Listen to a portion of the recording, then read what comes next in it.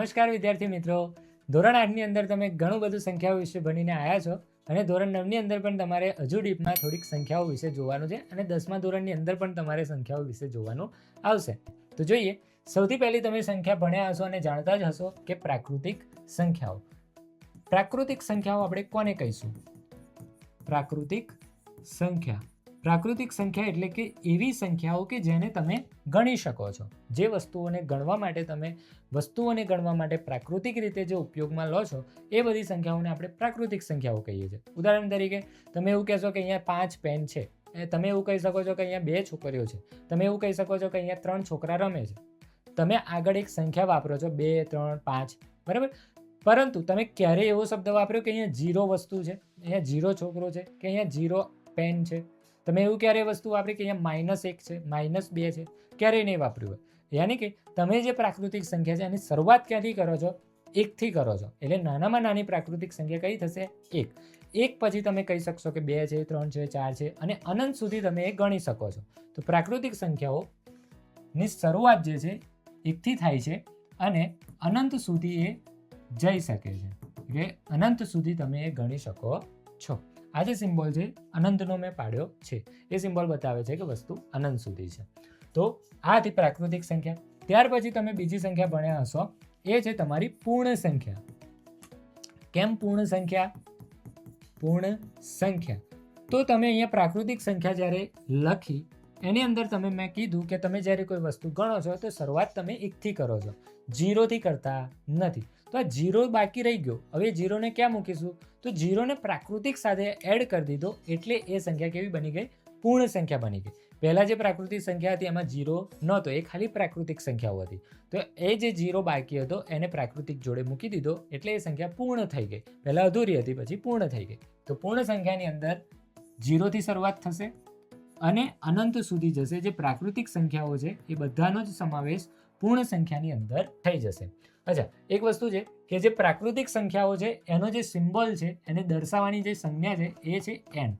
n એટલે કે natural numbers. અને પૂર્ણ સંખ્યા છે એનો જે સિમ્બોલ છે એ છે w. w એટલે કે હોલ નંબર, બરાબર. તો પૂર્ણ સંખ્યા પછી આવશે પૂર્ણાંક સંખ્યા. પૂર્ણ સંખ્યા પછી આવશે આગળ પૂર્ણાંક સંખ્યા. તમે પ્રાકૃતિક સંખ્યા ગણી 1, 2, 3, 4, એમાં 0 બાકી હતો તો એડ કરી દીધો અને એ બની ગઈ પૂર્ણ સંખ્યા. પરંતુ અમુક સંખ્યાઓ તમે જોશો કે જે આપણે રોજબરોજમાં વાપરતા નથી, પરંતુ માઇનસની અંદર સંખ્યાઓ હોય છે, ઘણી જગ્યાઓ એ વપરાય છે. તો -1, -2, -3, -4 આવી બધી જે માઇનસની અંદર ઋણ જે સંખ્યાઓ છે, ઋણ સંખ્યાઓનો સમાવેશ શાની અંદર થશે? તો કે પૂર્ણાંક સંખ્યાની અંદર થશે. પરંતુ ખાલી ઋણ એકલી નહીં, ઉપર જે આપણે પ્રાકૃતિક સંખ્યાઓ જોઈ તે અને પૂર્ણ સંખ્યાઓ જોઈ તે, એ દરેક સંખ્યાઓનો સમાવેશ પણ આગળ હવે થતો રહેશે. જે બી સંખ્યાઓ તમે જોશો એ દરેક સંખ્યાની અંદર ઉપરની બધી સંખ્યાઓનો સમાવેશ થતો જશે. તો ઉપર જે પ્રાકૃતિક સંખ્યા જોઈ એનો સમાવેશ પૂર્ણ સંખ્યામાં પણ થાય છે. પૂર્ણ સંખ્યાની અંદર એક વધારાનું એડ થશે તો 0. અને આ 0 અને પ્રાકૃતિક સંખ્યા એ બંને કોની અંદર એડ થશે? તો કે પૂર્ણાંક સંખ્યાની અંદર સમાવેશ થશે. અને સાથે જે નવું વસ્તુ એની અંદર સમાવેશ થાય છે એ છે ઋણ સંખ્યાઓ. તો આની અંદર તમને 3 પ્રકારની સંખ્યાઓ જોવા મળશે. એક તો ઋણ સંખ્યા, બીજું તમને આ જે 0 છે તે, અને જે પહેલી ઉપર જોઈ પ્રાકૃતિક સંખ્યા તે. તો આની અંદર તમારે જોવી હોય સંખ્યાઓ તો અનંતથી ચાલુ થશે. અનંતથી -4, -3, -2, -1, પછી આવશે 0, 1, 2, 3, 4 અને અનંત સુધી એ જશે. તો આ છે આપણી પૂર્ણાંક સંખ્યાઓ. અનંતથી ચાલુ થાય છે, જેમ જેમ સંખ્યા મોટી થાય છે અને એની આગળ માઇનસ લાગે છે એટલી જે સંખ્યા શું થતી જશે? નાની થશે. એટલે કે કહેવાનો મતલબ -50 લખ્યા હોય અને -25 લખ્યા હોય તો આ બંનેમાંથી મોટી સંખ્યા કઈ થશે? તો કે -25 એ મોટા થશે. કેમ? કેમ કે આગળ શું લાગેલું છે? માઇનસ લાગેલો છે. માઇનસ લાગ્યો હોય તો જેટલી સંખ્યા મોટી એટલી જ નાની થતી જાય. તો અહીં આગળ સૌથી ઋણ સંખ્યામાં સૌથી મોટી સંખ્યા થશે -1.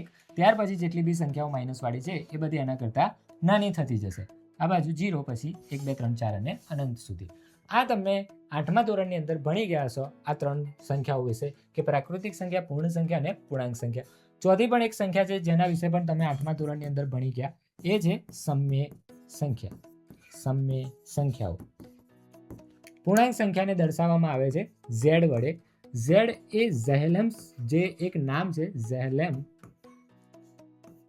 આવું એક નામ છે ગ્રીકની અંદર, જેના પરથી આ પૂર્ણાંક સંખ્યા વાપરવામાં આવ્યું છે. આનું ઇંગ્લિશમાં જોઈએ તો આને ઇંગ્લિશમાં ઇન્ટીજર્સ એવું કહેવાય છે. ઇન્ટીજર્સ કહેવામાં આવે છે ઇંગ્લિશની અંદર, પણ એને દર્શાવાય છે ઝેડથી, કેમ કે ઇન્ટીજર્સને ગ્રીક ભાષાની અંદર ઝેલમ એવો શબ્દ આપેલો છે.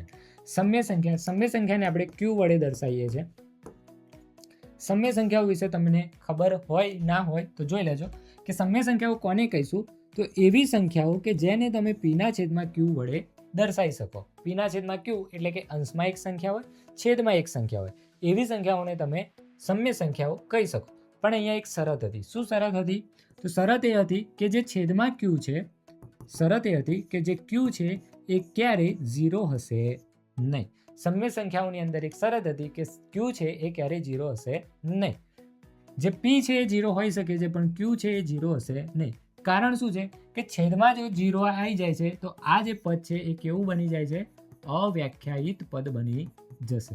છેદમાં જો 0 આવી જાય છે તો એ કેવું પદ બની જશે? અવ્યાખ્યાયિત, કે જેની કોઈ વ્યાખ્યા નથી, જેનો કોઈ જવાબ નથી, જેની કોઈ ડેફિનેશન નથી, એવું એ પદ બની જાય છે. એટલા માટે એ કોઈ સંખ્યા છે નહીં, અને એ સમ્ય સંખ્યાની અંદર માનવામાં આવતી નથી. તો માટે આ એક શરત છે, યાદ રાખવી.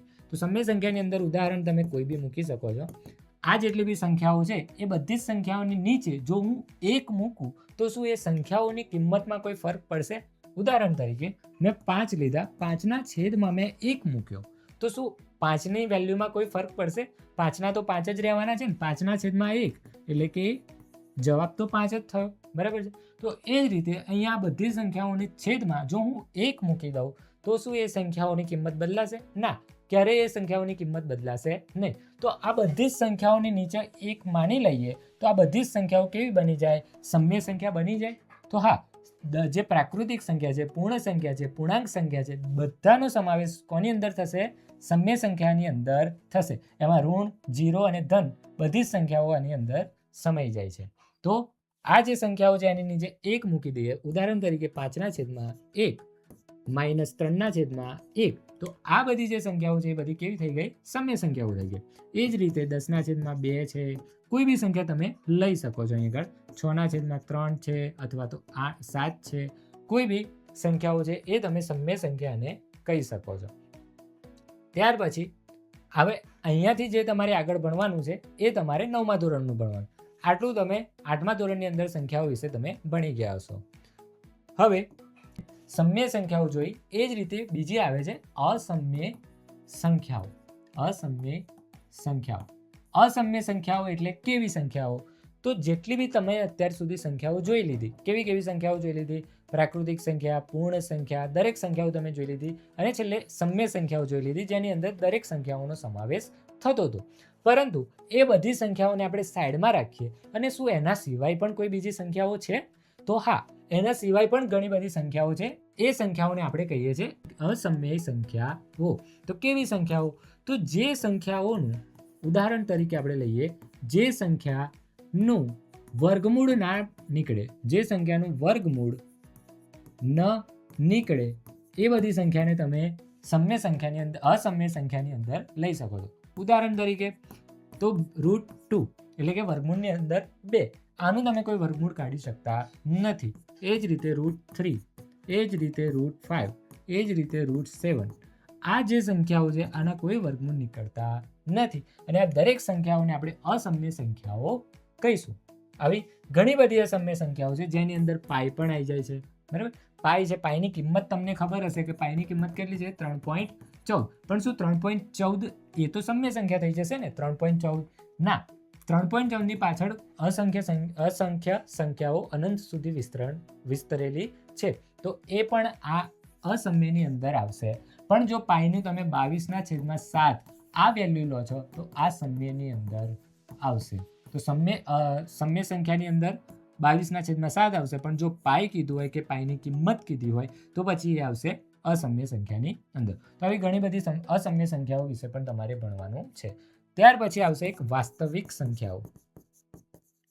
વાસ્તવિક સંખ્યાઓ.